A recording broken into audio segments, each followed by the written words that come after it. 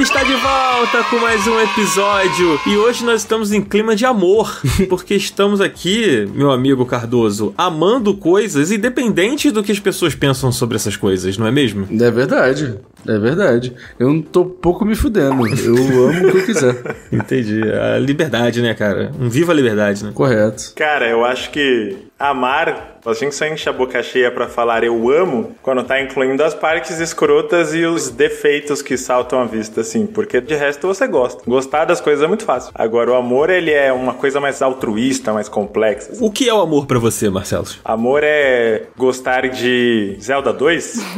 É gostar de Coca-Cola quente. Pô, Marcelo, pelo amor de Deus. Nossa, amigo, não, Marcelo. peraí, vamos com Que calma. isso? Vamos com Calma calma. aí. Amor tem Calma limites. aí. Olha aí, já colocaram um limite. Não, amar não é ser feito de trouxa. Existe uma diferença. Você pode amar uma Coca-Cola, mas se ela tiver quente sem gás, poxa. Não, ninguém falou sobre sem gás. Em temperatura ambiente, eu acho que o amor ainda existe. Amigo, mas com todo respeito, você toma Coca-Cola quente, a Coca-Cola normal com açúcar? É. Que isso, amigo? Você vive no limiar da morte. Porque a quantidade de açúcar quente é inacreditável. Não, mas não é quente. Aí a gente tá enganando o nosso público. É sem gelo, fora da geladeira. Mas peraí, quando a Coca tá gelada, ela tem Não, menos pô, mas açúcar? o açúcar fica tragável. Quando ela tá quente, é intragável. Não tem a menor condição. Entendi. Mas no organismo não dá no mesmo? Assim? Pô, acho que não, porque ela desce gelada, né? Mas que isso...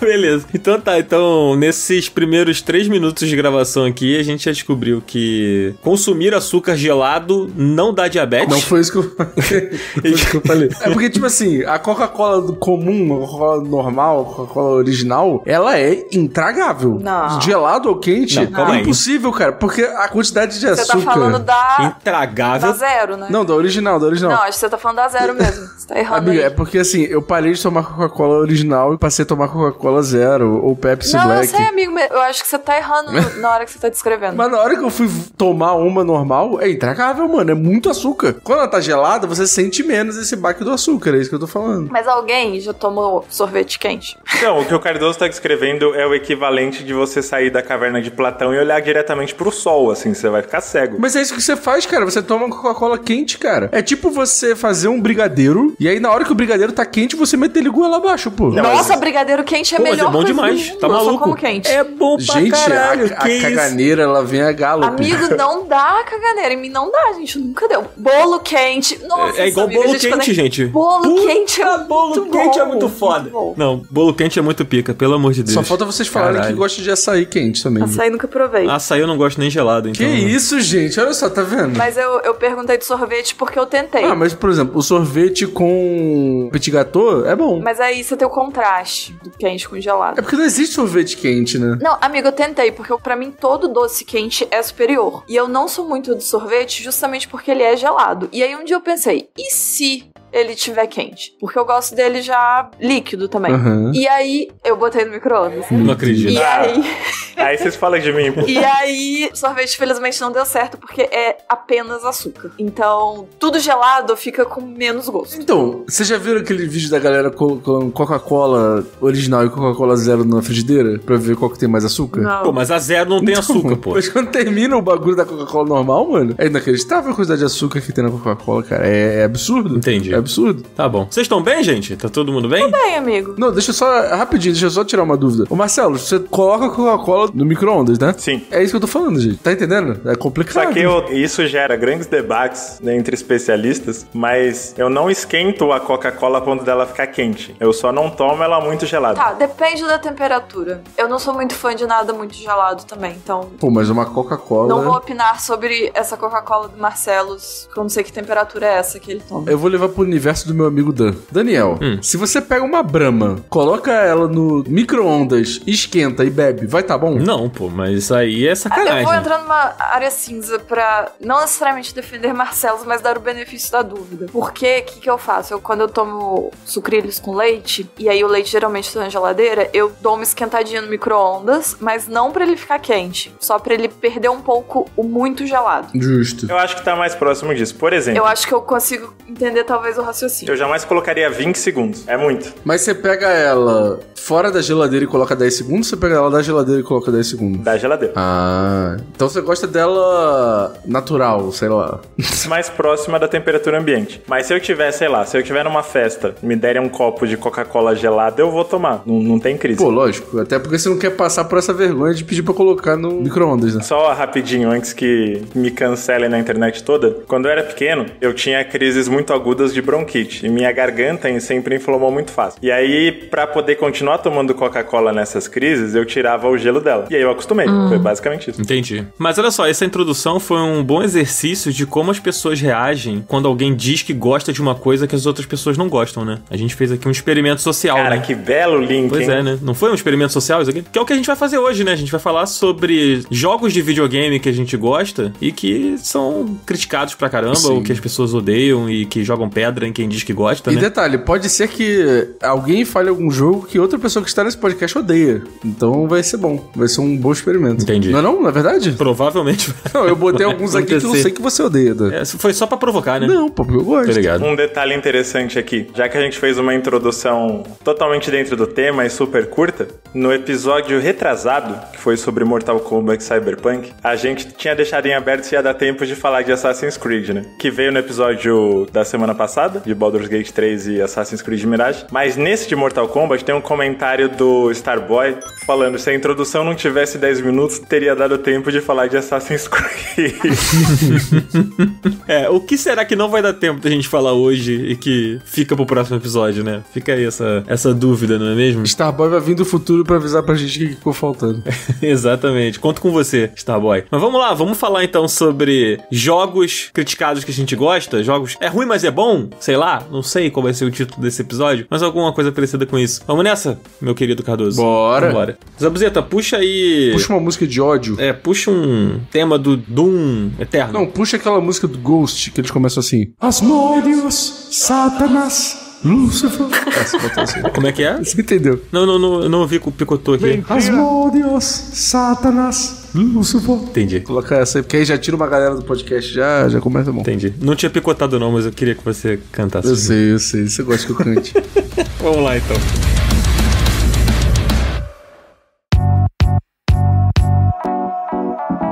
Cardoso, como assim negócio de jogo que as pessoas não gostam, não sei o que? O que a gente vai se pautar aqui pra puxar esses jogos, assim? Qual é a régua usada pra poder entender o que é o criticado e o que não é? Cara, a regra é o Twitter, né? O novo X aí, o antigo Twitter. Porque é o lugar onde a gente vive, é a praça pública da internet, onde a gente descobre se as pessoas odeiam ou não odeiam as coisas, né? Não necessariamente o jogo vai estar aqui que ele vai ser muito criticado no Metacritic, em reviews, em sei lá o quê, porque isso é muito relativo, a gente vai ter que fazer uma pesquisa enorme pra descobrir quais são os jogos mais odiados pela crítica e tudo isso. Então a gente vai se basear no nosso achismo e na nossa bolha. Então é isso. Mas eu acho que muitos dos jogos que a gente separou aqui, eu tô olhando aqui a nossa pauta, a nossa lista aqui, são jogos que, curiosamente, não foram tão bem recebidos. Alguns, assim, né? Não todos, mas alguns não foram bem recebidos, outros são jogos que, historicamente, as pessoas não gostam, né? E etc. Então acho que vai acabar cruzando um pouquinho a coisa da opinião crítica e a opinião do povo, né? Eu acho que é bem capaz de acontecer assim, da gente puxar um jogo e alguma pessoa falar, nossa, mas esse jogo é odiado, eu gosto tanto. Então a brincadeira é um pouco essa, né? É, depende do círculo, né? Depende da rodinha que você tá conversando. Tem algumas coisas que parece que é unânime, que é ruim, ou que é descolado não gostar. Tem muita gente que gosta na surdina, sabe? Isso é verdade. Não vou reconhecer. Por exemplo, Oasis. Oasis é um desses casos. Nickelback é um desses casos. O Nickelback, inclusive, tem uma trend nova rolando no Gios/TikTok, que é tipo... É um áudio de um gringo falando, tipo assim... Tira esse som horrível! Isso é uma merda! E aí, tipo, sobe esse áudio e aí tá tocando o Nickelback, sabe? E aí a pessoa fala isso, né? Fingindo que tá falando, aí ela se esconde, assim, tipo, e começa a cantar a música, sabe? E tem várias versões disso, com uma música do Nickelback, que eu não sei qual é a música, mas rola bastante. Eu acho que cai na categoria do que as pessoas chamam de guilty pleasure, né? Total. Prazer culpado. Ou e algumas pessoas ainda chamam de gostar ironicamente, mas eu não acredito muito nessa definição. Eu acho que ou você gosta gosta ou você debocha. Mas gostar ironicamente, muitas vezes, na real você gosta, mas você quer pagar de cu assim e falar, não, isso aqui é só zoeira, sabe? Mas, ô Marcelos, isso me faz pensar uma coisa também, que tipo, o Cardoso introduziu falando sobre a gente tá direcionando esse não gostar das pessoas com a galera, de forma geral, que às vezes acaba cruzando um pouco com a opinião da crítica também, né? Mas uma coisa que acontece também é as pessoas serem muito influenciadas pelo disse-me-disse, que por muitas vezes o disse-me-disse é o Metacritic, né? É uma coisa bem comum hoje, assim, sei lá, chega às vésperas do lançamento de um jogo e as pessoas estão debatendo as notas que aquele jogo, que ainda nem lançou, já recebeu da crítica. Você sente, Marcelos, que você é um pouco influenciado por essas notas e essas avaliações prévias, assim, antes mesmo de você ter contato com o jogo? Eu acho que eu era mais quando eu era mais novo. Com o tempo eu fui percebendo que alguns jogos que a recepção era bem morna, ou às vezes até esculachado, literalmente, eu percebi que os jogos que dividem opiniões, os jogos que ficam meio em aberto, pô, qual é desse jogo? Você vê um review, ele é incrível, você vê o outro tá descendo a linha. Geralmente esses jogos me marcam muito positivamente. Geralmente são experiências que estão fora da caixa, assim, sabe? No mínimo, eu vou ter algum momento, algum sentimento com esse jogo que sai do usual, que é particular dele. E aí eu percebi que a influência em mim, ela é meio que inversa. Eu acho que quando rola muito esse debate, quando fica uma coisa muito exacerbada sobre decepção ou sobre fiasco, geralmente fico mais interessado. Justo. E você, Márcia? Você acha que a nota... A gente tá entrando no debate de nota aqui, perigoso. Você acha que as notas e essa coisa do Metacritic te influencia também? Amigo, 0%. A única nota que vale, pra mim, é a nota do meu coração e a opinião do meu amigo Teneri. Tudo que ele gosta, geralmente eu gosto também. Tá tirando isso? Acho que não, porque eu não sei, nota... Quem me diz que eu posso confiar nessa nota, sabe? Assim, quem me diz? Porque eu não sei quais critérios essas pessoas estão avaliando. São os meus critérios? Não sei, porque às vezes a galera vai lá e dá nota baixa porque o jogo não tá funcionando 100% e, sei lá, pra mim, às vezes a história do jogo ou outras coisas do jogo brilham mais do que a parte técnica e isso, assim, é um incômodo, mas é algo que passa porque o resto é muito bom. Ou a galera, enfim, não gosta de algo relacionado à história que pra mim é legal. Então, assim, quais são os critérios dessas pessoas? Não sei se são os meus próprios também. Então, isso não me influencia. Nota, pra mim, só vai me influenciar um pouco se vier de pessoas que eu conheço. Então, alguém que eu já meio que conheço as opiniões e sei que bate com as minhas e for na hora de comprar um jogo. Porque aí eu vou estar pensando assim, putz, eu quero gastar esse dinheiro nesse jogo que tá algumas pessoas que eu confio me falando que não é bom. Então, seria o único momento. Agora, de coisa mais geral, tipo Metacritic e tal, pra mim não me pega, não. Tem alguns jogos que quando eles saem, eles têm uma recepção ou mista ou muito negativa, e lá na frente as pessoas olham pra trás e falam, pô, vira cult, sabe? Tipo, isso aqui é muito melhor do que parecia na época. Às vezes falam tava à frente do tempo. Por exemplo, algum dos pontos mais geniais de Metal Gear Solid 2, o protagonista, os plot twists do terceiro ato, foram um motivo da galera descer a linha quando ele saiu, porque foi uma quebra de expectativa muito grande em relação ao primeiro. O Majora's Mask foi bem recebido, mas meio morno, porque é muito comparado com o Ocarina of Time, e aí com o passar dos anos virou também o jogo favorito de muita gente, porque pô, isso daqui tem temas mais maduros e questões muito mais complexas do que o próprio Ocarina, sabe? E aí às vezes no calor do lançamento a gente não pega essas coisas. Então, uma coisa que eu penso, Marcelo, também, que pegando carona no que a Márcia tava falando agora, por exemplo, a Márcia falou que às vezes ela vai comprar um jogo e aí ela ouve a opinião de umas pessoas, assim, né? E às vezes essa opinião que você vai ouvir antes de comprar um jogo é a mesma opinião daquela galera que, tipo, pode ter, sei lá, acabado com um jogo que você tá jogando e tá gostando, né? Tipo, e não bater muito com você. E talvez isso ajude a reforçar um pouco essa coisa dos jogos que, tipo, ficam sendo mal falados ao longo do tempo e às vezes você nem jogou, mas, tipo, você lembra desse jogo por ser um jogo detestado pelas pessoas, sabe? Você não acha que isso pode acontecer, Cardoso? Cara, eu acho que tem vários pontos aí e, tipo assim, eu acho que o principal ponto é que a gente é muito influenciado pelas pessoas que estão ao nosso redor, né? E eu sinto que existe um comportamento na internet de, tipo assim, as pessoas direcionam o que elas vão odiar a cada momento, assim. Ah, qual que é o ódio do momento? O ódio do momento é tal coisa, o ódio do momento é outra coisa. E assim as pessoas vão indo. Mas eu acho que o que rola hoje, e principalmente se a gente olha pra esse ano, é essa coisa, tipo assim, tem tanta coisa sendo lançada ao mesmo tempo que não dá tempo pras pessoas odiarem tantas coisas, tá ligado? Então, sei lá, eu acho que são muitos fatores, né? Mas pra mim o mais problemático é a coisa da nota do Metacritic, assim, porque eu acho a mais besta de todas, assim. Ficar medindo um jogo por causa de nota no Metacritic eu acho muito idiota. Mas aqui estamos, né? Faz parte do sistema. Ao mesmo tempo que o Metacritic não é uma batida de martelo sobre se o jogo é bom ou ruim, ou se a gente tem que jogar ou não tem, ao mesmo tempo ele faz parte do rolê, né? Exatamente. A gente acaba tendo que comentar, a gente acaba... E rola aquela coisa também de, tipo assim, tem uma galera que na hora que o jogo que eles estão muito afim de gostar, ou o jogo da empresa que eles gostam vai mal, eles falam, Não, Metacritic não serve pra porra nenhuma, e não sei o quê. Aí a empresa vai lá e lança outro jogo 90 no Metacritic. Olha aí, 90 no Metacritic, enquanto as outras empresas estão aí tirando 80. É uma idiotice, mano. Eu acho uma palhaçada. Pô, isso, né? Bem na semana que Mario Wonder abriu voando no Metacritic. E eu vi tanto uma galera se doendo quanto uma galera se vangloriando. E eu, cara, A única coisa que eu acho que se influencia é que, por exemplo, essa é a mesma semana do lançamento de Sonic Superstars. E aí vamos supor que eu sou neutro entre Mario e Sonic e eu tenho dinheiro pra gastar em um jogo de plataforma. E aí eu olho, pô, a nota de Sonic tá meio caída, hein? E R$300, acho que se for ver eu vou comprar o Mario. Acho que nesse sentido tem alguma função, sabe? Uma função quase social, assim, de não gaste seu dinheiro em... Não, eu acho justo, mas é porque tem coisas que, tipo, estão além da nota que pode fazer a pessoa gostar, tá ligado? Às vezes o jogo pode ter a nota 500, sei lá, nem existe isso. Mas pode ter alguma coisa naquele jogo, se ela parar pra ler um review, que vai fazer ela gostar do jogo independente da nota, né? Então eu acho que é meio... É tipo você olhar pra superfície, olhar meio que pra capa do jogo e falar que se ele é bom ou não jogando pela capa. Faz sentido? Acho que é o famoso... A gente chegou a falar sobre isso já, dos jogos que não clicam, né? Exato. A gente já falou. Eu acho que, pra encerrar esse assunto de Metacritic, eu acho que tá muito papo, né? Dá até um programa inteiro sobre nota. Eu acho que o lance do Metacritic é que, tipo, ele agrega notas de muitos sites, né, cara? E, tipo, às vezes é um site que pra você não faz a menor diferença a opinião daquela galera que tá ali, porque, sei lá, você não curte, você não lê os textos, você não sequer segue aquele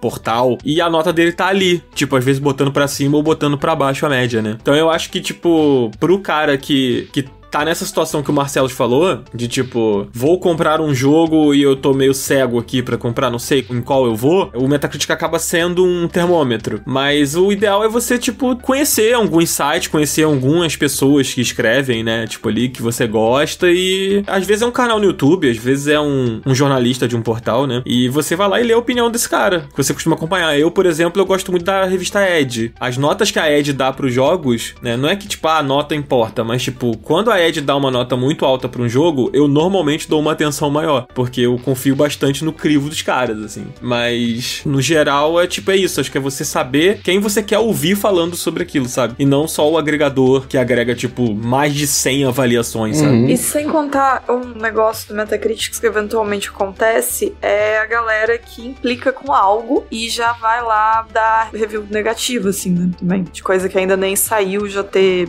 nota ruim. Ah, sim, review bomb, né?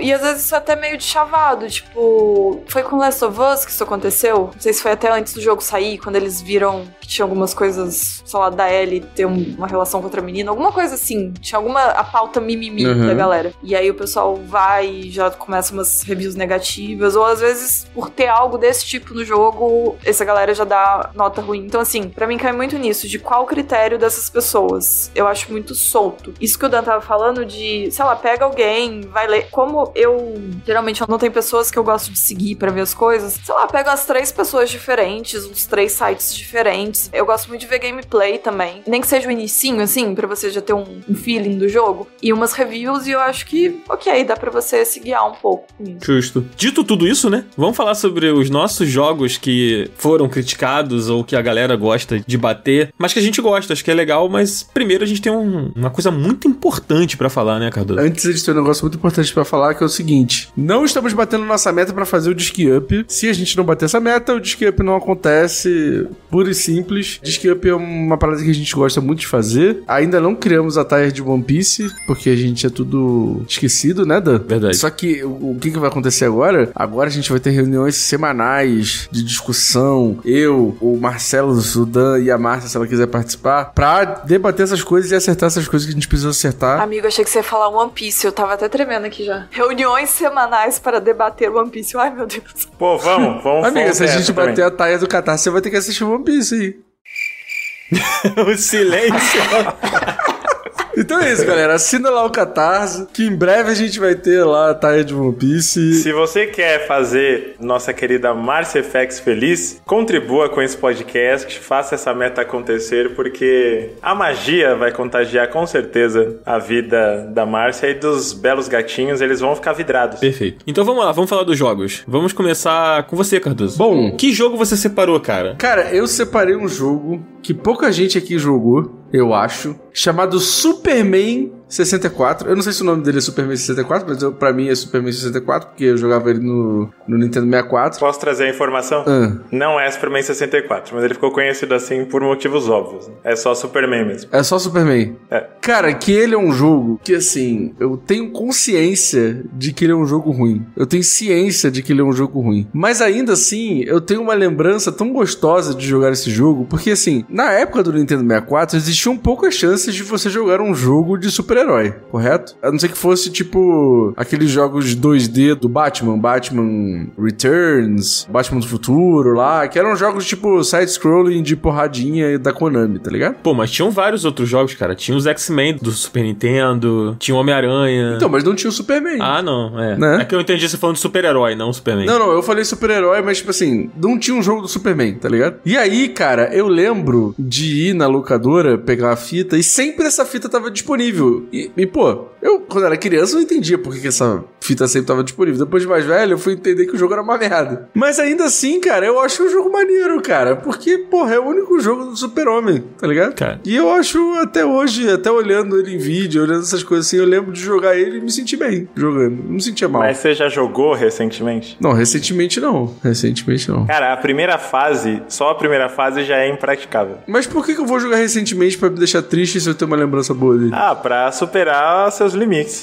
Mas eu acho que é porque você acha que você gosta. Não, mas eu gostava. Se eu olho pra ele e até hoje eu tenho um sentimento bom olhando pra ele, provavelmente eu gostava quando eu era criança. Não é possível. Pô, mas você lembra do jogo, assim? Eu lembro da sensação de jogar. Vendo os vídeos agora, eu lembro de jogar ele e eu lembro de gostar, pô. Entendi. Mas, gente, isso aí não conta, porque, ó, por exemplo, eu, quando era criança, eu amava jogar Crash. Aí, quando eu peguei pra ver uns vídeos do primeiro Crash, primeiro, assim, naquela trilogia do PS1, pra ver, na minha cabeça, o jogo era completamente diferente do que ele estava sendo apresentado sob meus olhos ali na hora. Então, assim, na minha lembrança, era sensacional. Na prática, não era mais. Então, a coisa é boa ou ruim, depende também do momento da vida que você tá. Sim, é verdade. Lógico. Um leve contexto aqui, esse jogo me marcou muito a primeira fase, porque ninguém passava dela, né? Tinha na locadora quando era moleque também. E você tá com o Superman, aí ele fala... There's no time to waste. E você tem que voar pra alguma direção X, onde vai ter alguma coisa com carro, que você tem que pegar o carro, enfim. Só que no caminho tem várias argolas no céu. Quem jogou Star Fox 64 sabe, né? São argolas flutuando e que você passa pelo meio delas. Só que em Star Fox elas são opcionais. Em Superman elas são obrigatórias. É, porque faz parte do rolê do jogo você voar, né? É parte importante da mecânica e do level design você voar pelas argolas. E aí se você perde uma única argola, tem uma contagem de tempo que vai rolando e você não consegue voltar pra passar por ela, já era. Falhou a missão, volta desde a primeira argola. E são muitas argolas e é pouquíssimo tempo e o controle é bem difícil, assim, de se acostumar a voar. Cara, é porque, tipo assim, a verdade é que ele era um jogo na frente do seu tempo. Ele era um Dark Souls do Superman, pô.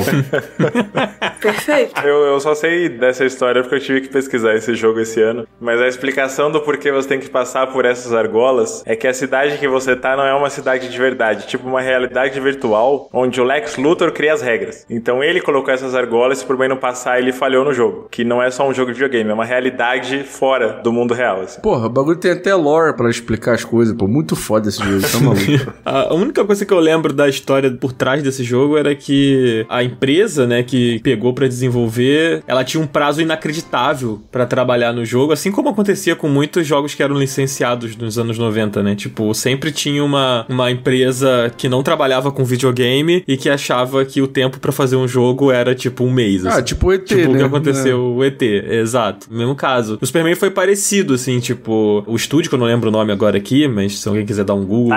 Taito, exato. Eles tinham um tempo inacreditável pra desenvolver o jogo e a pressão da Warner era muito grande principalmente, pra ter um jogo do Super-Homem, né? Não, então pera. Se eles tiveram um tempo inacreditável pra fazer um jogo e fizeram um jogo baseado que o tempo pra você fazer as coisas é inacreditável, o jogo é uma grande crítica social foda. O jogo acabou de ficar melhor ainda. Exato, cara, ele é o Matrix 4 da geração do Nintendo 64. Porque ele debate com a Warner, inclusive, que foi a mesma Warner do Matrix 4, uma questão que é atemporal. Que é assim, cara, não tivemos tempo, então vamos fazer um jogo sobre pouco tempo. Incrível, pô. Foda. Esse jogo é foda, não tem como. Entendi. Uma coisa curiosa é que o nome completo do estúdio é Titus Software, que é praticamente From Software, né? Aí, ó, bem parecido. Aí, tá vendo? Várias conexões. Pô, né? eu tô falando, cara. Gente, é porque esse jogo foi injustiçado. E tem uma coisa curiosa, porque, tipo assim, ele é tão mal feito em alguns pontos que pra você diminuir a velocidade do Superman, ele não vai pra trás, ele abre os braços, tipo assim, opa! E aí ele vai mais devagar, tá ligado? Pô, esse jogo é muito foda. O que eu admiro nesse jogo, não sei se você lembra da caixa dele. Lembro, era pica. Essa caixa era pica. Eu sei que o nome dele é Superman porque eu fui atrás,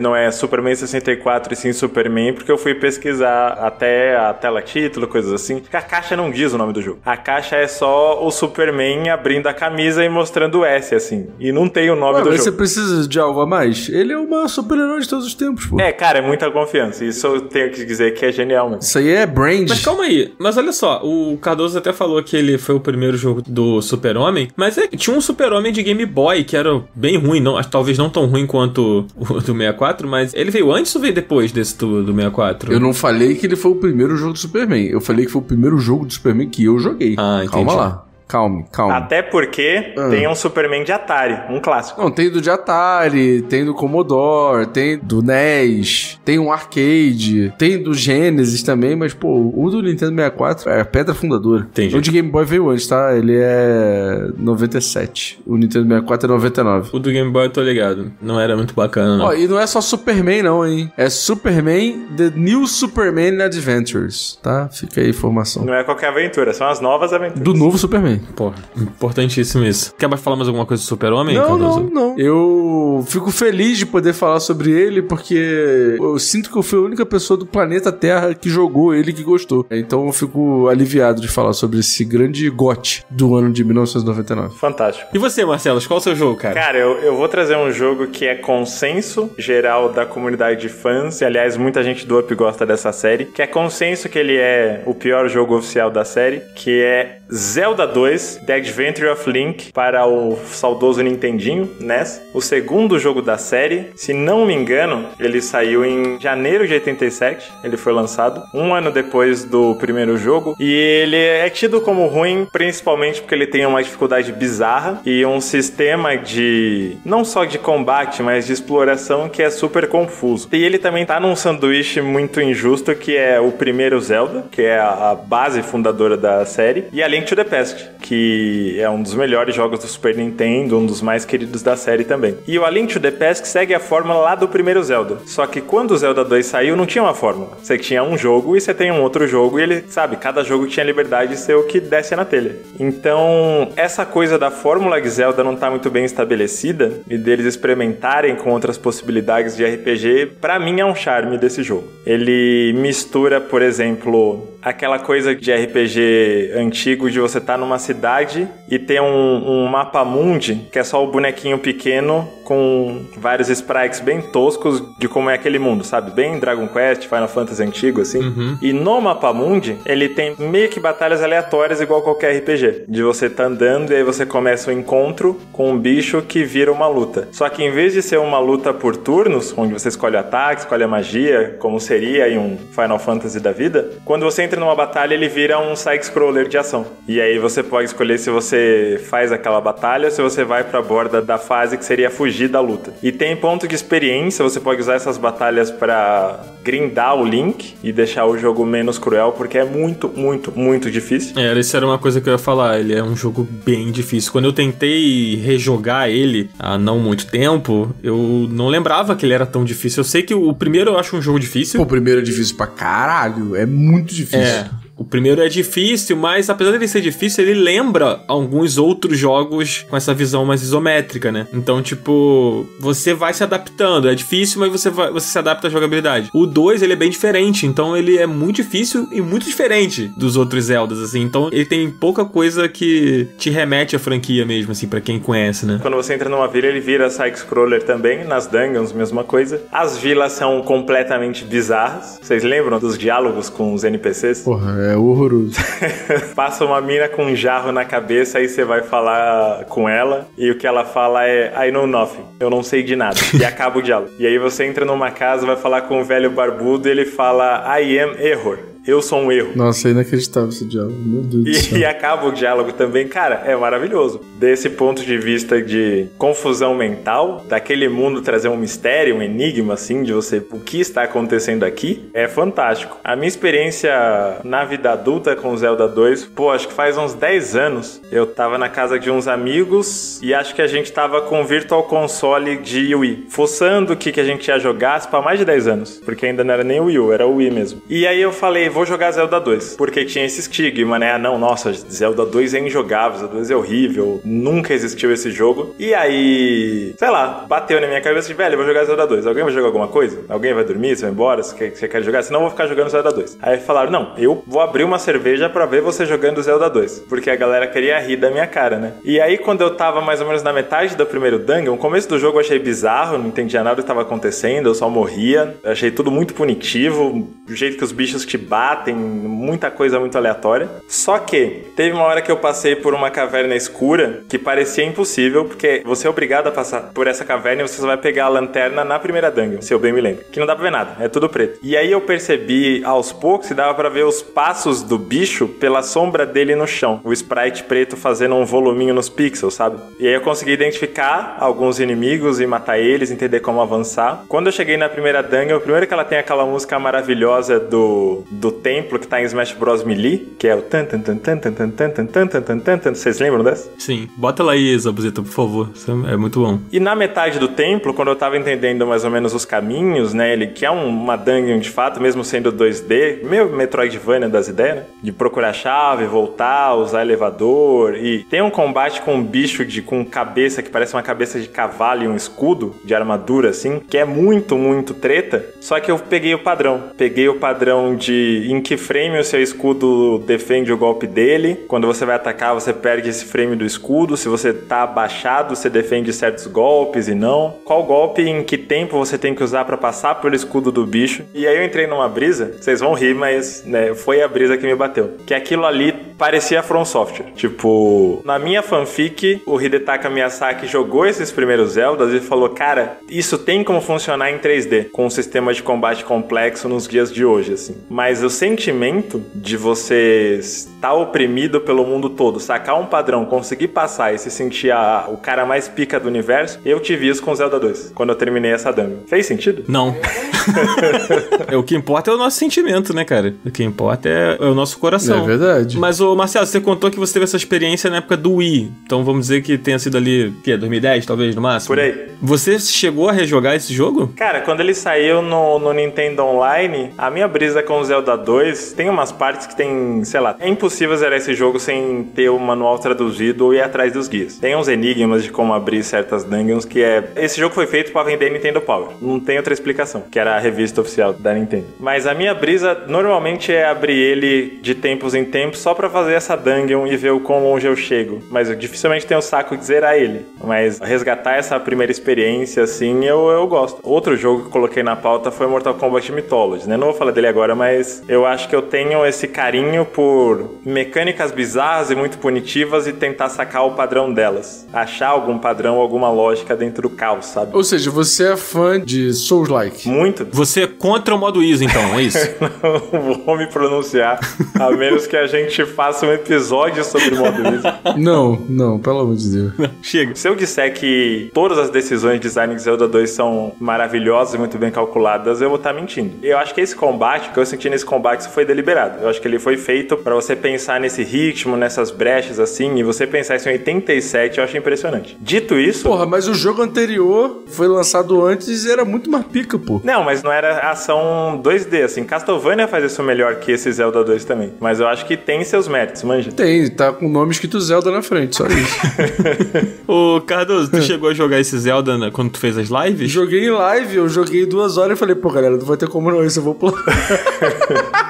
Ai, pulei, foda-se. Entendi. Tô errado? Justo. Tô errado? Não tô errado. Não, eu acho que o que aconteceu nessa live aí é que eu ainda não tava na equipe, né? Senão você falava, ó, faz essa live aí, vou dormir. É, exatamente, eu deveria ter feito isso. O comentário final da pergunta sobre Souls-like, pra mim a sacada do Miyazaki da From Software foi fazer exatamente isso com polimento, com a sofisticação que os videogames têm hoje em dia e com uma lógica mais bem estruturada. É bem menos tentativa e erro e é mais paciência e análise. Ou seja, o que você quer dizer é que Souls-like nada mais é, nada menos é do que o Zelda 2, só que bom. Isso, pronto. Pode crer. Cara, se um dia sair Bloodborne 2 ou Dark Souls 4, Elden Ring 20, não sei, o próximo jogo da From Software devia estar na contracapa assim, Zelda 2, só que bom, Marcelo Vinícius. Muito Boa. forte. Márcia, qual jogo que você separou, Márcia, pra gente? Então, eu vou começar com um que é ok, assim. Muito criticado, Mass Effect 3. Gente, lembro muito pouco por que ele foi muito criticado. Mas eu lembro que eu gostei, assim. Acho que na época ele foi muito criticado porque ele era muito mais um jogo de ação do que um jogo de RPG. Foi né? isso, amiga. Porque, assim, eu tava tentando lembrar. A minha única crítica a esse jogo é que você não pode mudar o final. Uhum. Acho que o final foi muito criticado também. A minha crítica nem era sobre o final. Lembrei agora. A memória está voltando. Mas eu acho que muita gente falou do final, que não gostou de como acabou a série. Mas pra mim a coisa não é como acabou, é num jogo que é todo, né, pautado em você ter escolhas e de tomar decisões, você não poder decidir no final. É a única coisa que eu reclamo. Mas tirando isso, eu gosto. Inclusive eu gosto mais que o primeiro, porque o primeiro pra mim foi sofrido de jogar. Esse, sei lá, funciona, sabe? E é gostoso de dar tiro e é isso que eu preciso. Ele já tava meio datado também o primeiro jogo, né? Nossa, sério, o primeiro nada funciona, assim. É muito diálogo, é muita politicagem, sabe? Pra mim eu fico, gente, nossa, menos, por favor. Quero o meu cérebro liso. E aí no terceiro, realmente, mais ação. E é isso. Mass Effect é uma daquelas séries que o primeiro jogo parece um ensaio, que a galera não tinha se encontrado muito bem. E o segundo começa de verdade, né? Igual o Zelda. Todos os jogos derivam de Zelda. Eu acho que o problema do primeiro é o que o Cardoso falou. Ele é bem datado, assim. A gameplay dele é muito travada, é muito duro. E tá aí um jogo que eu acho que merecia um remake. Ah, mas teve, né? Não um remake, mas teve um remaster aí que eles melhoraram algumas coisas, né? Eles relançaram a trilogia, não foi? Legendary Edition, sei lá, alguma coisa assim. Eu não sabia que ela tinha tido upgrade de gameplay, não. Achei que era só visual mesmo. Ah, mas eu concordo com o remake. Tipo assim, refaz o jogo mudando um pouco também algumas coisas. Você gostou do final, Márcio? Do 3? Então, o que me incomodou foi mais a questão de não poder mexer no final. Isso eu lembro que eu fiquei revoltada na época, porque eu pensei, gente, eu fiquei 3 jogos passando por um monte de diálogo, escolhendo um monte de coisa, escolhendo minha personalidade, escolhendo com quem eu conversava, o que eu fazia, etc. E aí chega no final e meio que independente de como eu agir durante o jogo inteiro, tanto faz, o jogo vai acabar desse jeito. Isso eu achei nada a ver, assim. Tinha que ter pelo menos 2. E ele não tem vários finais? Eu acho que depois soltaram algum outro final, alguma outra coisa, mas acho que quando o jogo saiu mesmo, não teve. Eu tenho uma dúvida de extrema pertinência que é... Marcia Effect veio de Mass Effect? Sim, amigo, exatamente. Você tá zoando ou é isso mesmo? Não, é isso mesmo. Pô, eu não sabia. Tô feliz. Pô, não é possível, amigo, você não sabe.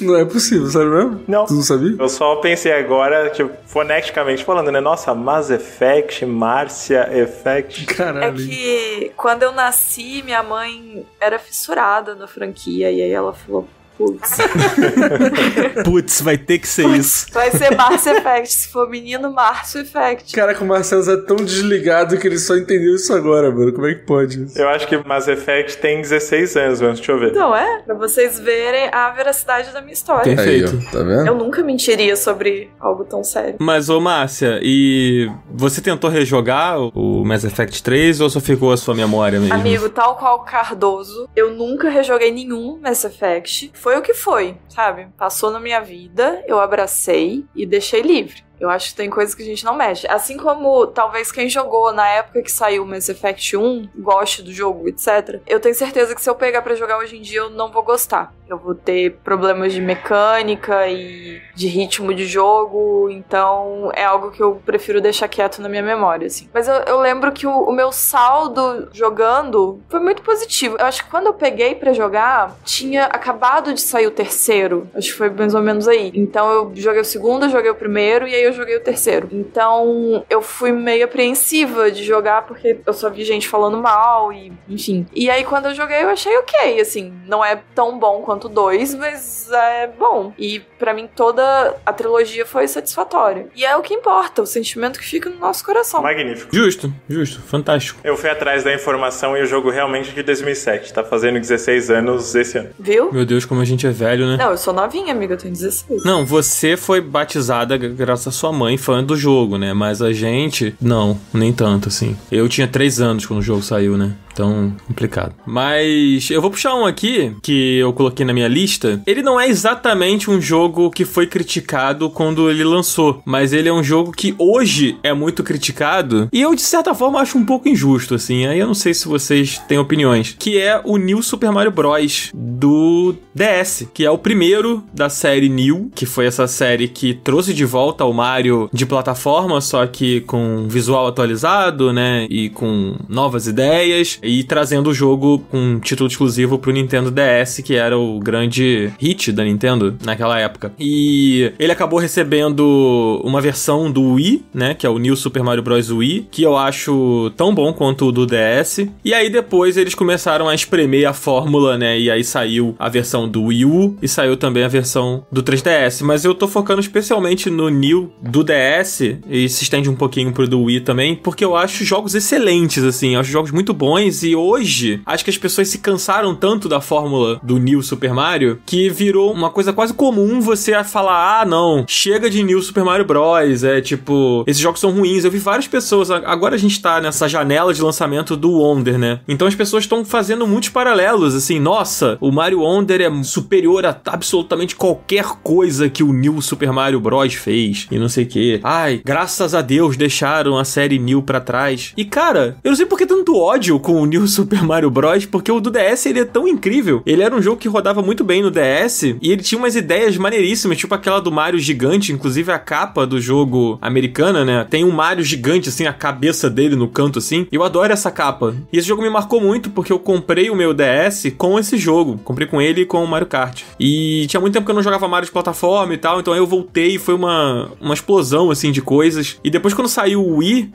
a versão do Wii, e eu peguei a versão do Wii, ele tinha a adição de você jogar multiplayer, né? Que era uma novidade pra um jogo de plataforma e eu adorei também, assim. Então, eu sei que a gente tá separando jogos específicos, mas eu acabei estendendo um pouquinho pro de Wii, que eu adoro esses jogos, cara, e eu vou sempre gostar muito deles, assim. Infelizmente, eu não tenho mais o meu cartucho, porque quando eu vendi o meu DS, eu vendi com cartucho, e isso dói no meu coração. Mas até rejogando, no ano passado, eu rejoguei o 2, que é acho que é o mais criticado deles, e eu me diverti. Tipo, é um jogo de plataforma do Mario ali, tem umas coisinhas legais, e eu gosto muito do lance da musiquinha, que inclusive é uma das coisas que as pessoas também reclamam, que quando a musiquinha faz o para, tipo, as plantas, os inimigos dançam junto com a musiquinha, disso? Sabe? A pessoa não tem coração? Eu não sei, as pessoas reclamam, ai, é muito bobo, é muito tosco, os inimigos dançando. Ah, sim, porque a série inteira do Mario é um negócio super culto e adulto, né? Exato, não, é The Last of Us, mano. E é um padrão de review do Mario Wonder. O título de vários textos tá assim, mas normalmente no corpo do texto você vê isso também. Praticamente virou um jargão falar melhor jogo do Mario desde os anos 90, o Mario voltou, ou a comparação, tipo, pau a pau ou melhor que Super Mario World. Aliás, essa é a chamada do review de um streamer muito famoso chamado Rodrigo Coelho. Eu acho que isso é um shade no New Super Mario Bros. Também, né? Você falar, Mario está de volta desde os anos 90, finalmente Mario voltou e tal. Sim, e eu acho que rola um certo anacronismo quando você analisa a série New pegando apenas como como base o New Super Mario Bros. U Deluxe, que quando saiu no Nintendo Switch, né, ele é tipo um relançamento, né, não é nem um remaster, ele é um relançamento do New Super Mario Bros. U, que já era um jogo que pra muitas pessoas não devia ter existido, porque era uma extensão cansativa da fórmula e não sei o que. Aí quando ele saiu no Switch, as pessoas, de novo esse jogo, por que não fazer um Mario novo e tal? Concordo, gostaria de um Mario novo, e agora temos aí o Wonder. Por mim podia ter saído antes, no momento dessa gravação eu ainda não joguei, mas imagino que seja bem legal, a recepção tá boa, então tô bem ansioso pra jogar. Mas quando você olha pra trás e você pega o recorte específico de quando o New Super Mario Bros. Saiu, ele foi super bem recebido, super. Se eu não me engano, ele é 40 na Famitsu, o New Super Mario Bros., por exemplo. Até aí Nintendogs também é, né? Mas eu entendi o ponto. Obra-prima, comercial com Beyoncé e tudo. Então assim, o New Super Mario Bros. É um jogo muito bom, e as pessoas, elas miram o holofote nos recentes, assim. Eu acho que rola uma injustiça, rola uma comparação, né, direta, assim, com os mais recentes. O que eu acho que rolou, da minha experiência com esses jogos, eu acho que a direção de arte, a releitura do 2D com modelos 3D e tal, ela era fantástica dentro do DS. O que aconteceu pra muita gente é que isso que era pra tela pequena do DS, pra resolução do DS, ficava muito bonito. Você só dá um upscaling nisso pra lançar com essa mesma engine várias vezes, eu acho que deu uma cansada na galera, principalmente comparando com a evolução que Mario 3D teve. Pode ser. Ficou parecendo que Mario 2D tava meio de lado, assim. Aí depois saiu o Mario Maker, e principalmente o Mario Maker 2, e caiu na boca da galera que, tipo, esse New Super Mario Bros. Qualquer um faz. Eu posso fazer as fases, sabe? Tipo, por que a Nintendo precisa lançar outro New Super Mario Bros. Em vez de só lançar as fases no Mario Maker, sabe? Uma coisa meio assim. Em relação ao jogo em resolução maior pros consoles de mesa, eu acho que deu uma saturada. Quando saiu o de Wii U, já tava no limite das pessoas querendo alguma coisa diferente, assim. E aí o primeiro lá de DS sofreu esse efeito rebote, porque ninguém falou isso quando ele saiu. Se não me engano, 2006, né? Não lembro. É 2006. Ninguém falava um A desse jogo em 2006. É o que eu falei, ele foi super bem recebido. E até a questão da direção de arte, você não é a primeira pessoa que eu ouço falando, traçando esse paralelo, de uma direção de arte não ter ficado talvez não tão incrível. Apesar disso tudo, o jogo do Wii U, que é bastante criticado, ele tem uma das fases que pra mim é uma das mais bonitas de todo o Mario, que é aquela Jungle Cassis, que é a fase que parece uma pintura do Van Gogh. Pô, maravilhosa. Essa fase é maravilhosa, tem os fantasminhas, né? É incrível, essa fase é linda, assim. Então, pra quem tá ouvindo e não lembra, joga no Google depois essa fase, ela é maravilhosa, assim. Ela é muito legal. E é isso, eu continuo gostando. Eu tô numa busca de conseguir o cartucho desse jogo por um preço acessível pra rejogar, porque eu não tenho mais. Só tenho 2 aqui. E eu queria jogar um pra relembrar, assim. Eu joguei muito ele na época, joguei muito ele até vender o meu DSi, mas tem tempo que eu não rejogo, eu vou sempre guardar ele com muito carinho. Ele e o do Wii também, eu gosto muito dos dois. Acho que é isso sobre New Super Mario Bros. Dá tempo de falar mais, né, Cardoso? Dá. Acho que tem um que o Marcelo colocou e que a Márcia colocou também, isso. né? Bora! Eu botei na minha lista depois que eu vi que o Marcelo tinha colocado na dele, porque eu amo esse jogo, mas eu não sabia que ele era odiado. Olha só. Então, quero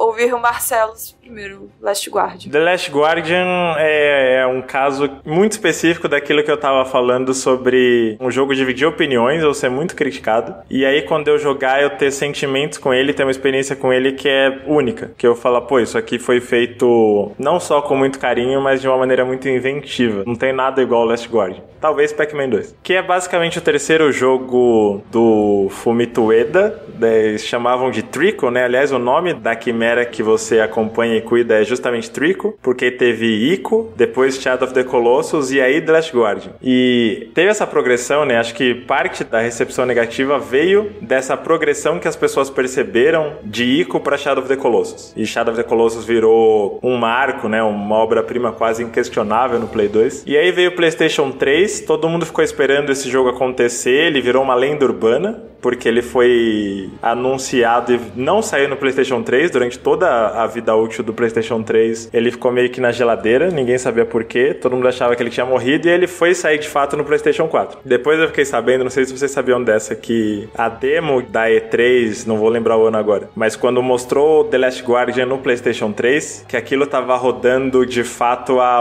cerca de 10 frames por segundo, no máximo, assim. E eles aceleraram o vídeo porque o Play 3 não tinha como aguentar. Vocês sabiam dessa trivia? Não sabia, não. Então ele teve essas barreiras, né? Principalmente tecnologia, né? Pra ideia ser executada da maneira como eles queriam. E eu fui jogar quando ele de fato saiu, várias análises bem decepcionadas, várias críticas de pontos que eu acho que eles são qualidades do jogo. Por exemplo, muita gente achou que ele é pouco responsivo, que os controles são muito esquisitos, ou que comandar o Trico é ruim, porque às vezes você quer fazer uma coisa e o bicho entra numa brisa de fazer outra coisa X. Ou ele demora um tempo pra você entender o que você quer. Beleza. E eu lembro de textos assim, o comportamento do Trico não é responsivo bastante, é frustrante de acompanhar os desafios com ele, porque ele tem um ritmo próprio. E aí 2 parágrafos depois a pessoa fala, um dos pontos fortes do jogo é que o Trico tem personalidade própria. Tipo... Porra, aí fica difícil, né? Velho, você acabou de criticar exatamente isso. Tipo, pro jogo funcionar, e eu acho que ele funciona numa parte muito emocional mesmo, afetiva, com o Trico, não tem como esse jogo funcionar se você não estabelece essa relação com ele. E pra você estabelecer essa relação com ele tem que parecer um ser vivo. Ele não pode parecer uma escada que você carrega pra lá e pra cá e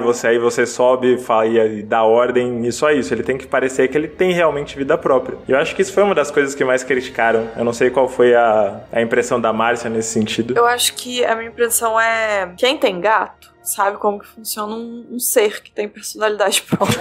Então, tem alguns momentos do jogo que realmente soa como o jogo não está funcionando, mas eu acho que são poucas vezes. Muitas vezes realmente parece que o Trico é um bicho que faz o que ele quer. E às vezes ele não vai fazer de imediato, às vezes ele vai para um outro caminho e volta. Não é algo que me dava a sensação de esse jogo tá estragado. Era algo que realmente dava essa sensação de eu estou lidando com um bicho selvagem que tá me ajudando. E a gente tem uma dificuldade de comunicação, porque, né, são seres diferentes para se comunicar. E é uma coisa que exige um trabalho, exige um esforço ali. Então, assim, me soa mais isso como ele ter personalidade, ser algo vivo, do que, esse jogo tá estragado e não funciona. Eu não consigo colocar isso como um defeito do jogo. É uma coisa que, assim, às vezes enche a paciência, mas meio que, não sei, parece uma coisa viva, realmente. É spoiler falar que o comportamento dele vai mudando? Acho que não. Não. É um jogo antigo. Já tem um tempo que saiu, né? Tá, eu não vou falar nada do final, vou entrar num momento muito específico que é difícil você lembrar de algum jogo que tenha feito isso com tanta eficiência, assim. O Trico, ele tem uma fobia de uns vitrais que estão olhos.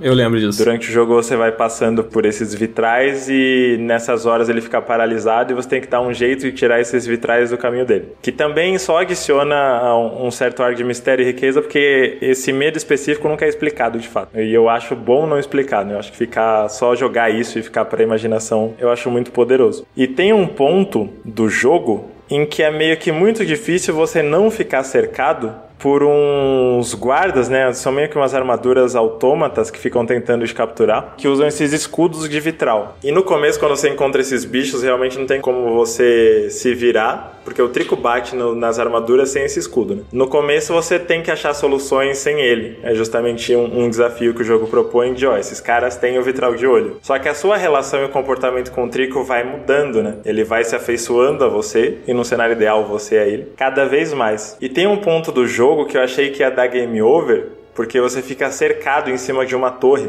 por armaduras com esse escudo, barrando com o vitral. E o Trico pula, velho. Quando ele vê que você tá sendo levado, ele pula, ele taca o foda-se pro vitral de olho, pula mesmo assim pra te salvar. E, velho, eu chorei.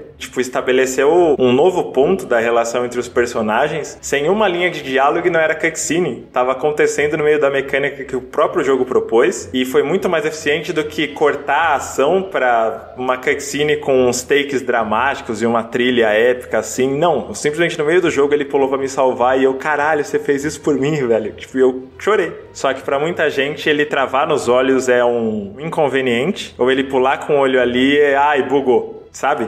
Eu acho que o jogo, ele sofre do mal do tempo dele, do tempo que ele foi lançado, da tecnologia que ele foi lançado e tal. Acho que talvez se fosse lançado hoje, ele seria diferente, né? Mas eu acho que ele é um jogo que tem coração. E aí, nem sempre, tipo assim, um jogo que tem coração vai ser o jogo mais bem feito e etc, etc, etc. Mas ele era um jogo que ele precisava ser na época que ele foi lançado. E eu acho ele um jogo muito foda, mano. Ele me tocou muito, assim, quando eu joguei. Eu acho ele muito bom. Eu também gosto, mas eu não amo tanto, assim. mas eu tive alguns problemas de performance no início do jogo, alguns travamentos que me deixaram deixar o jogo quieto, assim, por um tempo. E aí, quando eu voltei tempos depois, eu joguei ele e aí eu gostei da experiência. Provavelmente eles devem ter feito algum tipo de atualização, né, ao longo do tempo. Eu tenho curiosidade pra voltar nele agora, pra saber como que ele tá hoje, assim, sabe? Será que melhorou a experiência do jogo? Não sei. Mas o que o Cardoso falou é verdade, um jogo com muito coração, muito sentimento, né? Isso é bem legal. Eu sou total a favor dele ser relançado, com algumas melhorias, talvez, de, sei lá, de efeitos de luz e tudo mais, mas deles só fazerem ele rodar liso no Play 5, assim. Eu não sei se ele ficou popular a ponto dele receber esse relançamento agora. Eu sinto que não, mas eu também acho que se relançassem como fizeram com Shadow of the Colossus, não seria legal, assim. O Shadow of the Colossus, esse relançamento que a galera elogia muito, eu acho meio qualquer coisa.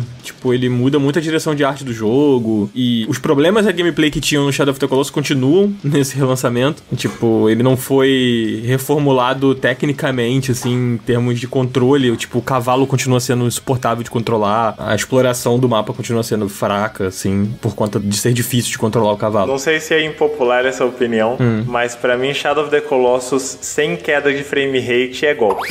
Porque quando o Play 2 começa a sofrer e o bagulho fica em câmera lenta, pra mim essa câmera lenta adicionava drama na parada. Tipo, você tá lá voando agarrado no bicho. É parte da experiência. Faz total sentido. Então, eu joguei o Shadow of the Colossus no PS2, amei, é um jogo que eu gosto muito até hoje. E aí, quando eu rejoguei essa versão da Bluepoint, né, eu achei que eu fosse ter uma experiência muito diferente, porque nos trailers o jogo tava todo, né, nossa, como tá bonito, caralho, não sei. É um jogo bonito, só que ele é muito diferente, né, visualmente do outro, e ele continua com os mesmos problemas técnicos. E aí eu fico me perguntando, pra quê que ele foi relançado, assim, sabe? Não podia ser só um port, como fizeram no PlayStation 3, sabe? Eles passaram só uma maquiagem no jogo, assim, pra poder vender, sabe? E aí, sei lá, não resolveram os problemas instáveis do jogo, que eram meio bizarros. Tipo esse aí que você falou. Enfim. E você, Cardoso? Qual outro jogo você separou, cara? Cara, eu separei o jogo Mad Max, que é um jogo de mundo aberto aí. Acho que foi pro PlayStation 4? É PlayStation 4. Porra, ele é um jogo... Eu não sei se ele é odiado, mas ele é um jogo que... Toda vez que eu falo desse jogo, a galera fica meio...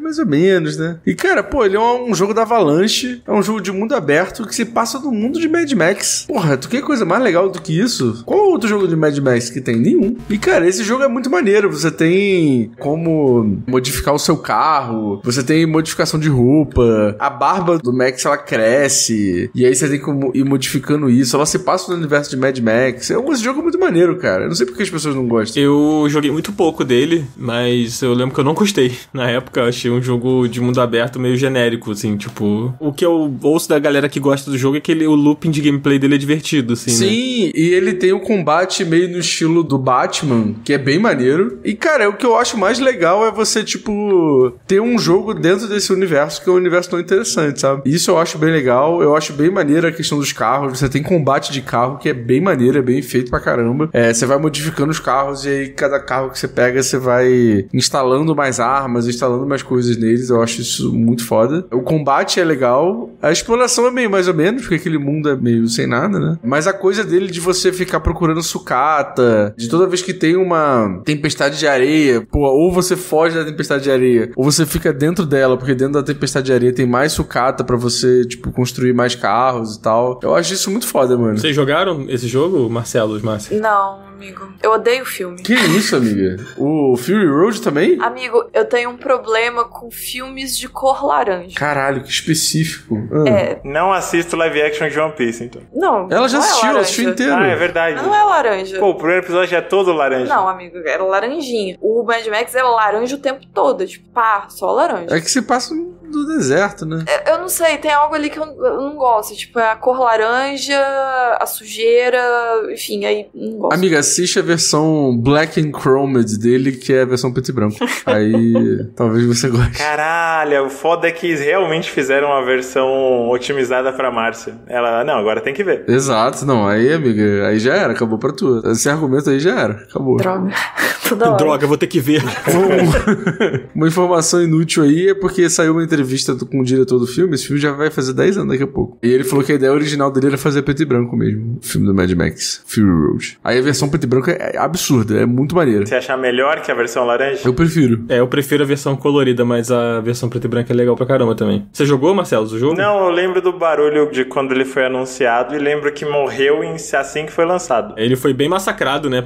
Acho também que teve alguma questão sobre a janela de lançamento. Não lembro exatamente com quem que ele competiu, mas que ele foi engolido pelo hype de outro jogo também. A nota dele, e aí a gente tá falando de nota ainda há pouco, mas é 69 no Metacritic. Meu Deus. Pô, eu gosto desse jogo, mas esse jogo é maneiro. Gosto do filme, eu não joguei, eu vou meter a Glória Pires aqui, não sou capaz de opinar, mas eu acho que se ele oferece boas opções de customização, principalmente de veículo e coisas assim, deve ser divertido. O Marcelo, isso que você falou do lançamento dele ser abafado foi porque ele saiu pouco tempo depois do The Witcher 3. Ai! Que também é um jogo de mundo aberto, né? Tem customização, tem várias coisas, apesar de você não criar o seu próprio personagem, né? Acho que no Mad Max você também não cria, né? Você joga com o Max. Foi um jogo que ajudou a definir muitas coisas de jogo de mundo aberto, né? The Witcher. Então acho que qualquer outro jogo de mundo aberto que saísse ali perto ia ser muito comparado, né? Com o The Witcher. Talvez isso seja um dos fatores. Eu lembro desse sentimento de... Caralho, por que lançaram esse jogo agora? E aí agora você falando faz todo sentido. Pois é. Você vai falar mais, Cardoso? Não. Como eu falei sozinho, então... Joguem esse jogo, cara. Esse jogo é divertido, esse jogo é bom. Vou jogar, tá instalado aqui já. Tô abrindo, né, exatamente agora. Eu tô desinstalando o Sonic aqui, porque não vou mais jogar, vou focar 100% no Mad Max agora. Eu vou puxar um jogo aqui, já que a Márcia tava falando de coisas de filtro laranja / amarelo / deserto, eu vou puxar um jogo aqui que a galera não gosta muito, e que eu gosto muito, que é o Resident Evil 5. Um grande pilar dos jogos com filtro de cor amarela, que pode ser realmente um problema do jogo, mas o jogo em si eu gosto bastante, cara. Eu gosto porque a minha fase favorita de Resident Evil é justamente a fase mais questionada pelos fãs, que é a fase quando o jogo começou a ficar mais inclinado pra ação. Eu gosto muito do Resident Evil 4, que é um jogo bem voltado pra ação, e o 5 ele pegava essa ação, ele aumentava ela, ele tirava mais os elementos de sobrevivência, né, que tinham ainda no Resident Evil 4, pra em contrapartida colocar um jogador aliado com você ali, né? Você tem um companion com você que pode ser controlado por um player 2. E a experiência de jogar Resident Evil cooperativo, cara, foi uma coisa muito marcante pra mim. Na época eu tinha um Xbox 360 e eu acho que o jogo que eu mais joguei no meu 360 foi o Resident Evil 5. Eu joguei muito esse jogo e era uma coisa tipo assim, sei lá, um primo meu ia na minha casa. Pô, vamos jogar Resident Evil. Aí a gente começava uma campanha e a gente ia jogando. Aí algum amigo ia me visitar. Pô, vamos jogar Resident Evil. Aí começava do zero. Aquela primeira fase, né, as primeiras fases ali, os primeiros capítulos do jogo, quando você encontra o maluco lá da Serra Elétrica, né, que ele volta nesse jogo, o cara daquele machado gigante também, os NPCs eu não sei o nome de nenhum, mas tudo isso tá tão na minha memória, eu joguei tanto essa primeira metade do jogo, que, cara, é muito carinho que eu tenho pelo Resident Evil 5, assim, fora que ele é meio que o desfecho da história, né, da grande saga do Resident Evil, que envolve o Wesker, que é o principal vilão da franquia, acredito que seja o principal, porque é nesse jogo que ele é derrotado, enfim, né, naquela batalha super filme de ação dos anos 80/90 ali, em que você enfrenta ele naquele vulcão lá, naquele lugar cheio de fogo e explosões, e é tudo muito meio cinematográfico, mas não deixa a galhofa de lado de Resident Evil, e tem os sustos, tem as coisas todas. Eu acho um jogo muito legal, e acho que é um jogo que as pessoas criticam muito e ignoram que ele é divertido. Ele é simplesmente divertido, apesar de não ser talvez tão brilhante quanto o antecessor e os outros jogos. Amigo, uma dúvida. Você terminou o jogo? Terminei várias vezes. Ah, tá. Porque nessa coisa de cada hora que um chega você começar de novo, eu achei que você podia ter ficado num looping. Não, eu joguei ele sozinho, tipo, zerei ele sozinho, e depois com algumas dessas pessoas que me visitaram, tipo, eu tinha um amigo, o Rodrigo, que ele ia muito à minha casa nessa época, que a gente estudava junto, e a gente deve ter zerado esse jogo umas 3 ou 4 vezes, a gente deve ter zerado esse jogo, assim, tipo, fácil. Acho que boa parte da birra, eu não sei se o público em geral tem esse nível de minúcia, mas pelo menos no debate da galera mais banjona de games, eu acho que rolou muito uma birra por ele ser um Resident sem Mikami. O primeiro, né, que saiu. É verdade. O Shinji Mikami saiu, a impressão que dá meio tretado, né, da Capcom. Ele tinha umas opiniões bem fortes em relação à série que foram completamente ignoradas. Aliás, a mais icônica e memorável foi a promessa dele de que Resident Evil 4 nunca ia deixar de ser exclusivo do GameCube. Essa história é maravilhosa. Mas eu acho que tinha muito dessa coisa, traçando um paralelo, eu acho que poucos designers têm essa relação tão profunda com a série, mas seria mais ou menos como se saísse um Metal Gear Solid muito bom sem o Kojima, sabe? Uhum. E a galera ia torcer o nariz desse jeito. Se eu falar que eu gosto dele tanto quanto o 4, eu vou estar mentindo. Acho que essa comparação é bem justa também, né? Porque o 4 é o Resident Evil 4. E eu acho que também muita gente não tava com, sei lá, a mente aberta pro nível de galhofa que ele adota, principalmente na segunda metade. Eu particularmente gosto muito, mas acho que a galera vê aquilo não como um senso de humor mais refinado, mas como só ruim, sabe? Só trashzeira. Uma coisa, eu lembro das opiniões da galera do Giant Bomb, por exemplo, sobre o 5, né? Que as pessoas focaram muito na coisa de que, tipo, a experiência você jogando single player ali não era tão boa quanto os outros. E as pessoas descartam muito o fator co-op que o jogo traz, assim. E que era uma novidade pro jogo e que eu acho que funciona bem. Tipo, ele divide a tela, uma coisa que muita gente torce o nariz, mas que eu acho que nele funciona. Eu não gosto no online, eu acho que no online não faz o menor sentido dividir a tela. Eu acho ridículo, porque, porra, até cada um na sua casa, eu não preciso ficar vendo a tela de baixo. Mas jogando no sofá, né, no clássico jogar de 2 ali, eu acho que funciona muito bem a tela dividida. E o co-op dele é legal, cara. Principalmente quando você bota numa dificuldade um pouco mais difícil e fica aquele caos de um monte de zumbi e você morre, aí o outro tem que ir lá te reanimar e não sei o que. Tudo isso talvez não seja a experiência Resident Evil que as pessoas têm no coração, mas no jogo eu acho que funciona, sabe? Fica divertido. E uma coisa que você falou, Marcelo, do Shinji Mikami, o Shinji Mikami é um cara genial, mas que ele é extremamente insatisfeito com tudo que ele fez com Resident Evil, né? Porque todas as entrevistas dele são tipo, eu queria fazer em primeira pessoa e não deu. Eu queria fazer não sei o que e não deu. Eu quis fazer do jeito tal e não deu. Aí eu prometi isso aqui e aí não cumpri. Aí, com todo respeito, a gente não pode julgar o cara porque a gente faz a mesma coisa com absolutamente tudo, né?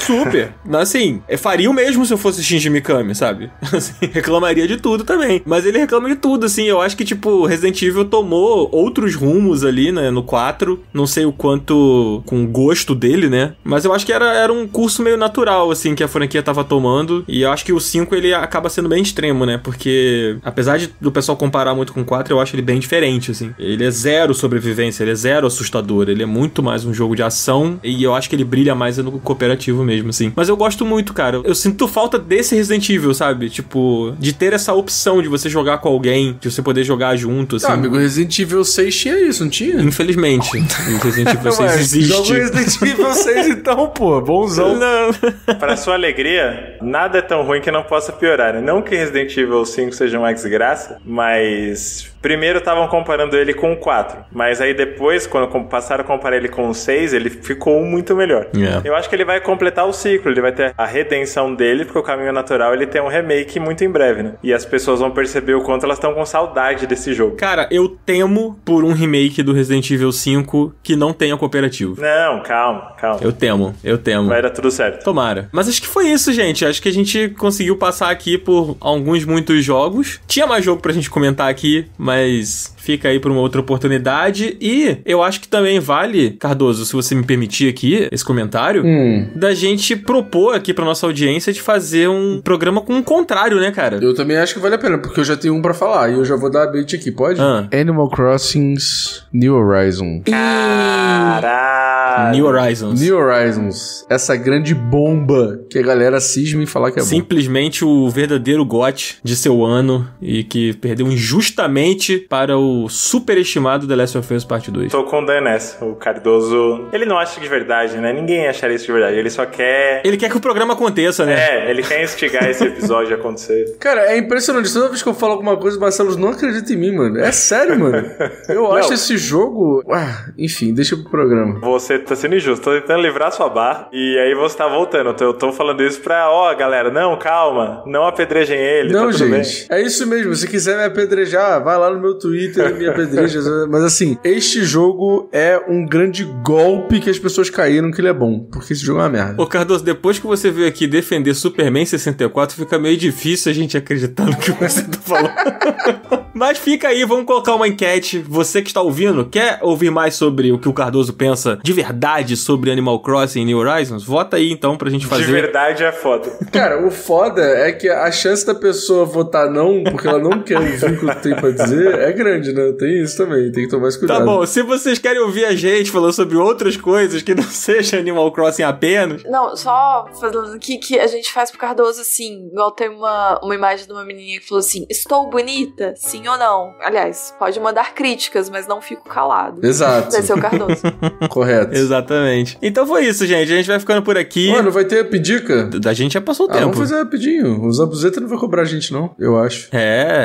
O Zabuzeta não. Ouviu, Zabuzeta? O Cardoso disse que você não vai cobrar a gente, hein? Entendi, Zabuzeta, poxa. Então vamos lá, Up indica então. Márcia, o que você tem pra indicar hoje? Gente, eu não sei se eu tenho que indicar porque eu só faço assistir True Blood. Amigo, indica True Blood, então. Mas eu indiquei outro dia no... Foi no Instagram, não tem problema não. Tá bom. Eu vou indicar True Blood, que é a única coisa que eu faço tem uma semana. Eu já estou na 5ª temporada. E eu vou indicar porque foi algo que eu não assisti na época que saiu. Eu via de vez em quando... que existia uma época que passavam muitas séries no SBT de madrugada. Então, eventualmente, eu acordava de madrugada com medo, ligava a TV, tinha algo passando e ficava passando, eu via picado. Então, True Blood era uma dessas séries e eu achava muito horrível. E aí, entrou na Netflix esses dias, estava no top 10, falei, vou botar aqui pra ver o que é isso. Porque eu só vi trechos, não sei o que é. E aí, dei play no primeiro episódio e cá estou eu, devorando True Blood. Então... Amiga, True Blood é aquela série que a entrada assim, I wanna do bad things with you. Amigo, a abertura é sensacional. Né? A abertura eu sempre gostei. A música é muito boa. Não, a abertura é ótima. Inclusive, todas as séries da HBO têm a mesma abertura, né? Sim. Se você parar pra pensar. É verdade. Que é sempre, tipo, como se tivesse alguém andando de carro, passando por uma vizinhança, e aí imagens aleatórias e, enfim, uma música. Todas as aberturas são assim. Amiga, eu vi True Blood já tem uns bons anos, mas já acabou a série, né? Ou ainda tá rolando? Ah, não, acho que já acabou. Sabe quando eu parei de assistir? Quando teve aquela cena do cara saindo debaixo da terra pra pegar uma mulher que tava passando na grama, assim, e aí o cara saiu debaixo da terra, pegou no pé da mulher e começou a praticar atos libidinosos com a mulher. Eu achei tão engraçado essa cena que eu parei de ver. Amigo, a série é isso. Esse é o resumo da série. Tipo, as coisas acontecem assim. É uma série que tem muito gore, pra mim que gosto, né? E tem muito sexo desnecessário e vampiros. E uma coisa que me deixa desconcertada é que a presa dos vampiros não é no canino. Ah, é verdade, tem isso. Isso é um negócio que, assim, não entra na minha cabeça. Pera aí, onde é que é a presa? Ai, eu esqueci do nome do dente, mas tem o dente da frente e tem o dente do lado. O entre o da frente e entre o canino. Tipo, o segundo dente. Tem os dois grandão da frente e os dois do lado. A presa fica nesse. Dente, Por quê? Ao invés de ser no terceiro dente, é no segundo dente.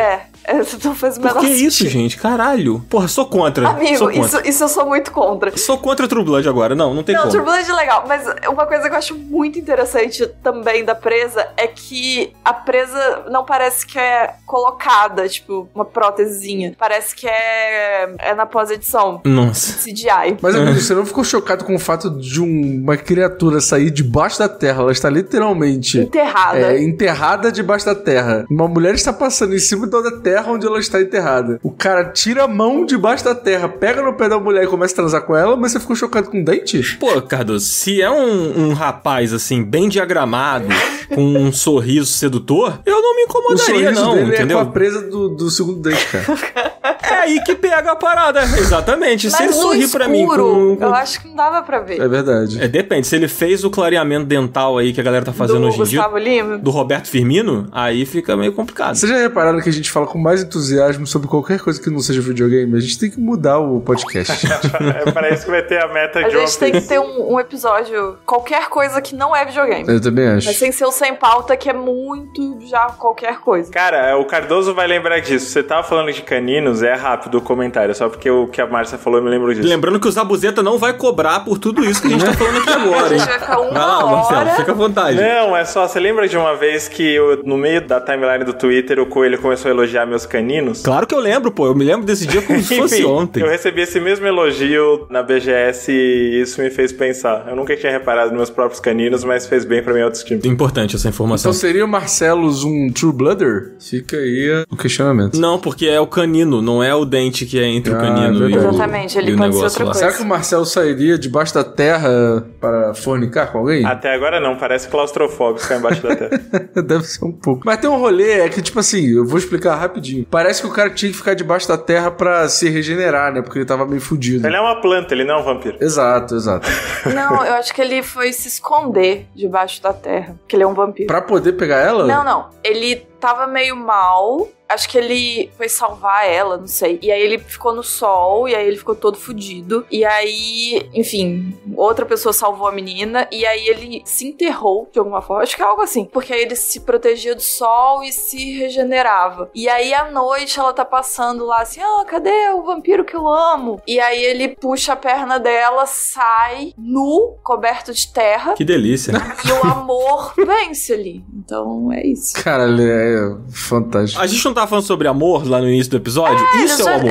Eles se amam. Vocês acham que o quê? Um punhado de terra vai impedir o verdadeiro amor? Nunca, Tá jamais. vendo só? E ela deve ter tido de infecção urinária depois disso, sem brincadeira. Esse é o verdadeiro amor. Amiga, ele estava debaixo da terra, ele não tinha infecção nenhuma. E na série também é ótimo, porque o sangue de vampiro cura tudo. Então era só ele jogar 3 gotinhas de sangue dela ali depois e tudo. Exato, exato. Isso aí é True Blood. É isso aí, galera. E você, Marcelo, o que você tem pra indicar, cara? Cara, eu quero indicar um canal de YouTube. A gente tem essa abertura? Pode falar, indica aí, pô. Eu quero indicar um canal chamado Maxwell Tutu. Max com M-A-X, o El W-E-L. Tutu é T-H-U-T-H-U, 2 vezes. Por que eu tô indicando o Maxwell Tutu? Não é porque o Max é uma pessoa incrível, na real nem sei qual é a do Max, ele pode muito bem ser, por baixo dos panos, um completo maluco. Mas o canal dele é dedicado à preservação de dublagens raras de desenhos da Nintendo. Isso é muito específico. Tem todo um trabalho de recuperação e de publicação de desenhos antigos do Mario, de Zelda, Donkey Kong, Capitão N, tudo com a dublagem original e com a melhor qualidade que você pode achar na internet, considerando que são imagens recuperadas de VHS, assim, né? Caramba. Por exemplo, só de Zelda tem 10 episódios, que é mais da metade do que tem no total, já tá lá recuperado. Tem 18 episódios daquele desenho 3D do Donkey Kong. Meu Deus, que coisa horrorosa. Super Mario Bros. Dublado tem 46 vídeos. Criou-se uma comunidade em torno desse canal de tentar ajudar ele a completar esse acervo. Tá tudo no YouTube. Eu acho que nem é interessante pra Nintendo derrubar isso, porque pra derrubar isso ela tem que admitir que ela participou desses desenhos.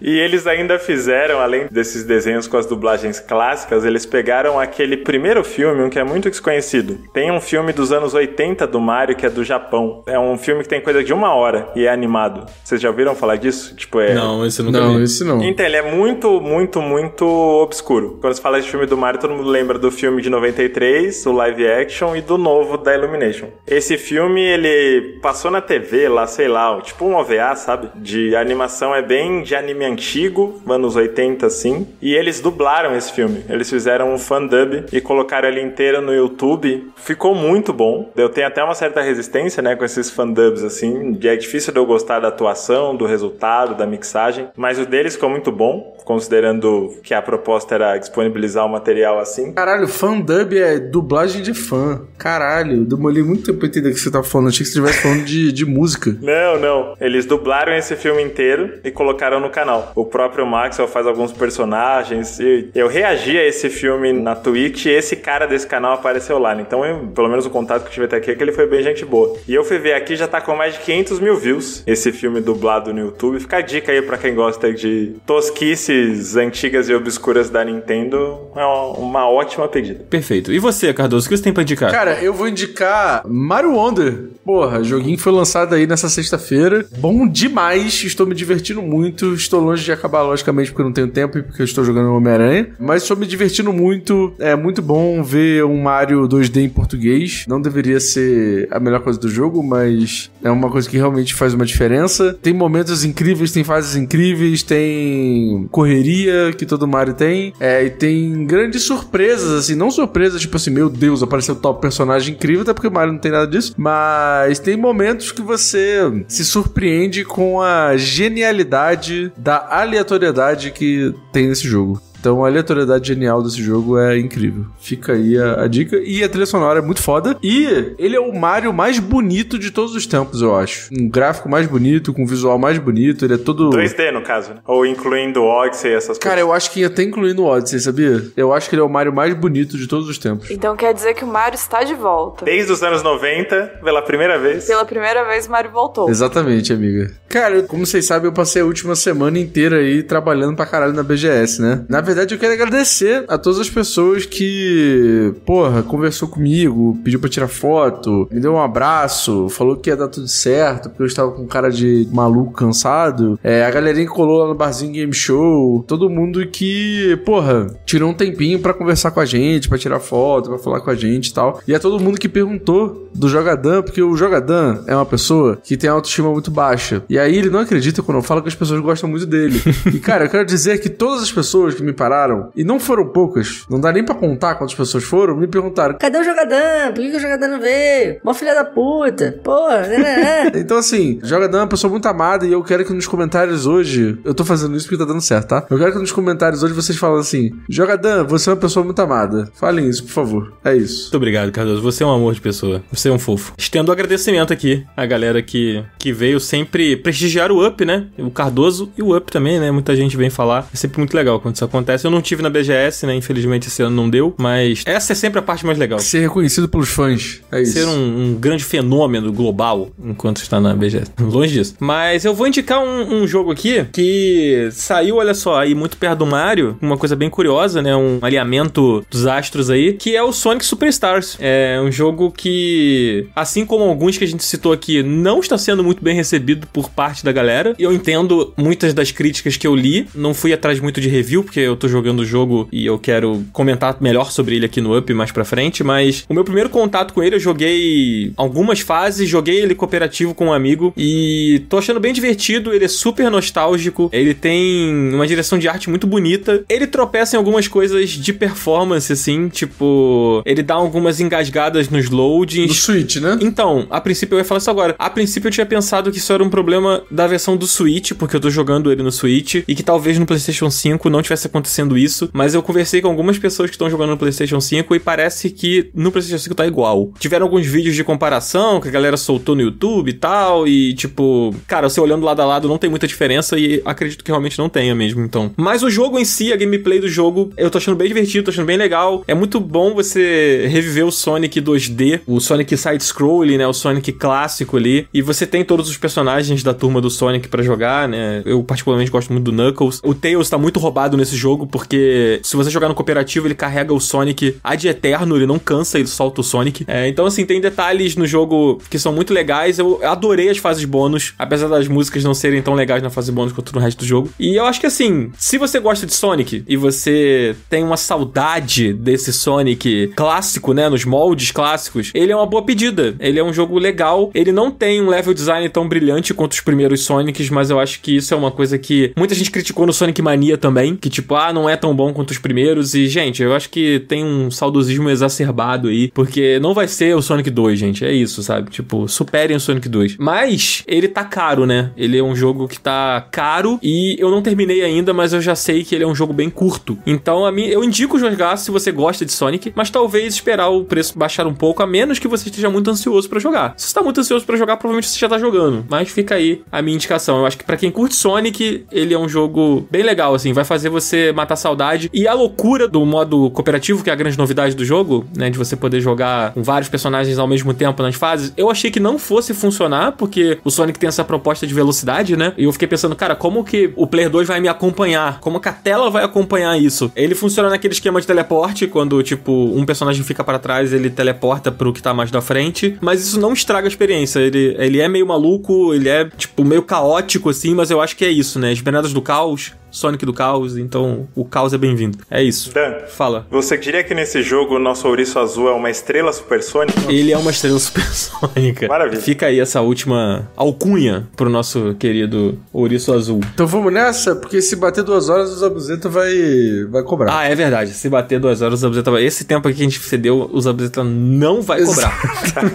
Muito claro aí. Ouviu, Zabuzeta? Que você não vai cobrar esse tempo excedente. Então vamos nessa, Cardoso. Vamos, a gente volta semana que vem. Apoia a gente no Catarse, segue a gente, tem aqui as redes sociais de todo mundo. Comentem. Jogadan, você é amado. Por favor. Já fica o agradecimento expresso aqui. Semana que vem a gente tá de volta, então. E eu quero falar mais de Sonic, só que, gente, o Cardoso tem que permitir. Então vai lá no Twitter do Cardoso, lá no X do Cardoso, e fala assim, Cardoso, deixa o Dan falar sobre Sonic. Deixa o Up falar sobre Sonic. Pode ir lá encher o saco dele. Não tem nada contra Sonic, gente. Cardoso, vamos fazer um Up Revisa Zelda 2. Ah, não. Isso. Aí já é demais. Então vamos nessa, gente. Vamos. Então bora. Valeu, gente. Beijo. Valeu. Tchau, gente. Forte Beijo. abraço. Tchau.